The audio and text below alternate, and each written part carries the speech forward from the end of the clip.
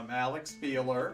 I've always believed, ever since I was a child, in just the wonder, if you will, of nature and our surroundings. I was fortunate to travel to a lot of national parks and, learn firsthand of their incredible beauty and the feeling that I'm part of nature. And so therefore I want to do anything and everything to make sure that that relationship between we human beings and nature is preserved, enhanced, and improved.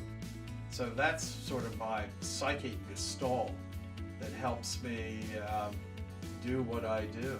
My background is law, and a graduate of law school, and then 40 years have been in Washington, D.C. in a variety of positions, and most of that time has been focused on some aspect of environmental law and policy that over the course of time has expanded into sustainability, energy, particularly energy facilities aspects, and within the environment it's through being a federal prosecutor, part of environmental regulation for both a private company and a government agency. I was fortunate enough in my career about 10 years ago to have time in the Department of Defense in a policy capacity dealing with environment and energy and conservation and historic preservation, where in the largest entity of the world, I felt I was part of an effort that could make a significant difference in helping our military people be able, number one, to do what they do, carry out their mission, and have the capabilities to do so, and then secondly, do it in a manner that was harmonious as much as possible to the surrounding environment, nature, and ecology. And the more effective the military can be in how it uses these resources, they will be saving money and preventing waste. So that also helps with their bottom line and, of course, our national budget bottom line as well. The green procurement policy that I had a hand in implementing specifically says that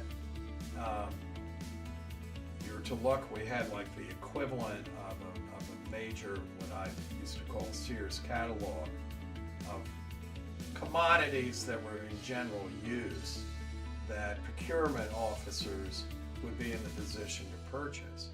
And so using the green procurement catalog, they could find items to purchase that were green and roughly comparable price to items that were not. And we found through subsequent survey that that policy, that guidance was being followed about 95% of the time.